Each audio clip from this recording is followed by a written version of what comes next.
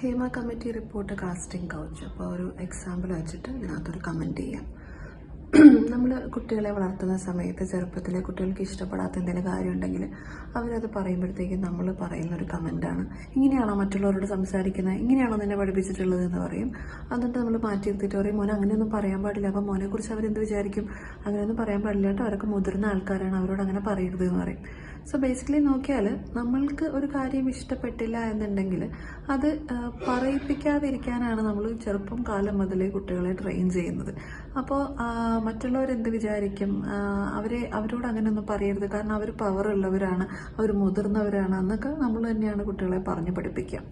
So ഇത് മുതിർന്ന് കഴിയുമ്പോൾ എന്ത് പറ്റുമെന്ന് വെച്ചാൽ ഒരു സെറ്റപ്പിലേക്ക് അവർ ചെല്ലുമ്പോഴത്തേക്കും ഇപ്പോൾ നമ്മൾ ഭക്ഷണം കഴിക്കണം, അപ്പോൾ കറിക്ക് ഉപ്പില്ല എന്നുണ്ടെങ്കിൽ നമ്മളാരും അത് പറയില്ല, കാരണം വേറെ ആരും അത് പറയുന്നില്ലല്ലോ. അപ്പോൾ നമ്മളായിട്ട് ഇനി അത് പറഞ്ഞിട്ട് ഇനി മറ്റുള്ളവരുടെ മുമ്പിൽ നമ്മളായിട്ട് ഒരു മോശം കാര്യം പറയണ്ടെന്ന് വിചാരിച്ചിട്ട് നമ്മളത് മിണ്ടാതിരിക്കും.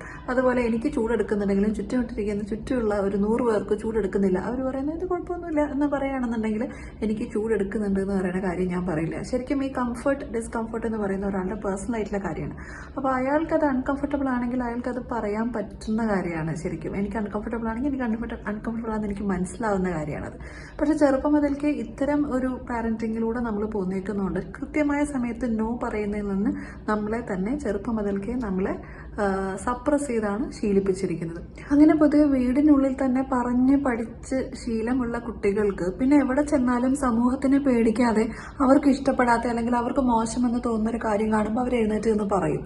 അപ്പോൾ നമ്മളൊരു ജോലി മേഖലയിലോട്ടൊക്കെ ചെല്ലുമ്പോഴത്തേക്കും അവിടെ നമ്മുടെ അടുത്ത് പറയുകയാണ്, ഇവിടെ ഇങ്ങനെയൊക്കെയാണ്, ഇത് നോർമലാണ്, ഇവിടുത്തെ ഇത്തരം കാര്യങ്ങളൊക്കെ അനുസരിച്ചാലാണ് നമുക്കിവിടെ ജോലി ചെയ്ത് പോകാൻ പറ്റുള്ളൂ, അല്ലെങ്കിൽ ഇതുപോലെയുള്ള പവറുള്ള ആൾക്കാരുണ്ട്, അവർ നിങ്ങളെ ജോലി തരില്ല, നിങ്ങളെ ബുദ്ധിമുട്ടിപ്പിക്കും എന്നൊക്കെ പറഞ്ഞിട്ട് നമ്മളെ പേടിപ്പിക്കുമ്പോഴത്തേക്കും നമ്മൾ പേടിക്കുന്നതിന്റെ റീസൺ എന്ന് പറയുന്നത് ചെറുപ്പം മുതൽക്കേ ഇതുപോലെയുള്ള പവറുള്ള ആൾക്കാരെയും അല്ലെങ്കിൽ നമ്മൾ അങ്ങനെ പറയാൻ പാടില്ല, ഇവിടെ നോർമലായിട്ട് എടുക്കുന്ന കാര്യങ്ങൾക്കെതിരെ സംസാരിക്കാൻ പാടില്ല എന്ന് പറയുന്നത് ചെറുപ്പം മുതൽക്കേ നമ്മൾ ശീലിച്ചിട്ടുള്ള കാര്യമാണ്. ഇനി നമ്മളെങ്ങാനും അതിന് എതിര് പറഞ്ഞു പോയാലോ സമൂഹം നമ്മളെ വല്ലാണ്ട് ഒറ്റപ്പെടുത്തും. അതും ചെറുപ്പത്തിലേ ഉണ്ട്, ഭയങ്കര അഹങ്കാരിയാണല്ലോ, മുതിർന്ന ആൾക്കാരോടൊക്കെ എങ്ങനെയാ സംസാരിക്കണം, എങ്ങനെയൊക്കെ വിളിച്ചിട്ട് നമ്മൾ ചെറുപ്പം മുതൽക്കേ ഈ പറയുന്ന ഷെയിമിങ് കേട്ട് വളർന്ന ആൾക്കാരുമാണ് ഇവിടെ ഉള്ളത്.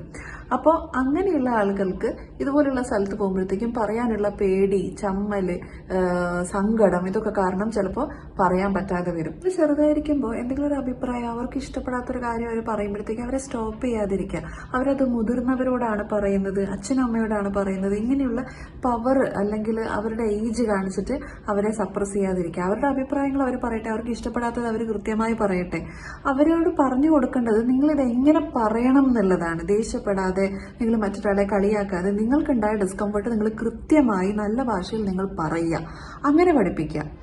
സോ ശരിക്കും ആലോചിക്കുകയാണെങ്കിൽ ആരാണ് പവർ ഗ്രൂപ്പ് എന്ന് ചോദിച്ചാൽ സത്യത്തിൽ പവർ ഗ്രൂപ്പുകളൊക്കെ തുടങ്ങുന്നത് നമ്മളുടെ വീടുകളിൽ തന്നെയാണ്. നമ്മൾ പാരന്റ് ചെയ്യുമ്പോൾ നമ്മൾ അവരെ പേടിപ്പിക്കുന്നുണ്ടെങ്കിൽ, അവർക്ക് പറയാനുള്ളത് നമ്മൾ സപ്രസ് ചെയ്യുന്നുണ്ടെങ്കിൽ, നമ്മൾ പാരന്റ്സ് തന്നെയാണ് അവരുടെ പവർ ഗ്രൂപ്പായിട്ട് മാറുന്നത്.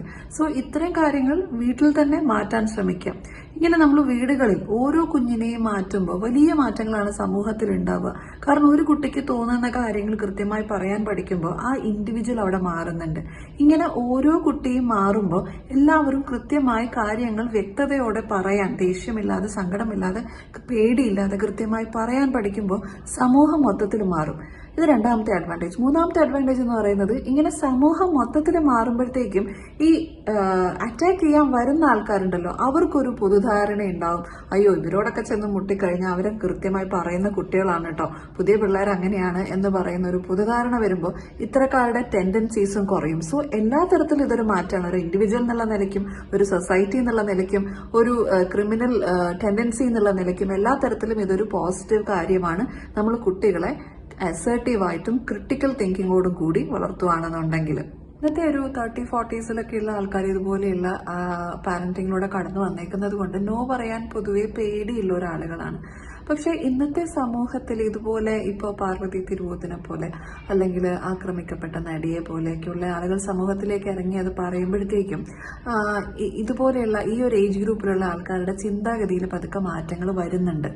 അപ്പോൾ നമ്മളെ സംബന്ധിച്ചിടത്തോളം പാരന്റിങ്ങിൽ ആ മാറ്റം വന്നിട്ടില്ലെങ്കിലും ഇതുപോലെ സമൂഹത്തിൽ ഇതുപോലെ ഇൻഫ്ലുവൻഷ്യൽ ആയിട്ടുള്ള ആളുകൾ പറയുമ്പോൾ നമ്മുടെ ചിന്താഗതിയിലാണ് സത്യത്തിൽ മാറ്റം വന്നുകൊണ്ടിരിക്കുന്നത്.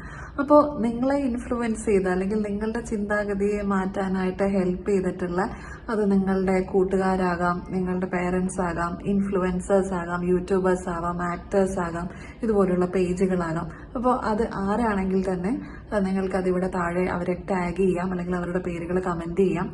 മറ്റാളുകൾക്കും അവരുടെ പേജുകൾക്ക് പോയി കണ്ടിട്ട് ഏത് രീതിയിലാണ് നിങ്ങളുടെ ചിന്താഗതി മാറിയെന്നുള്ളത് കേൾക്കാനുള്ളൊരു അവസരമായിരിക്കും.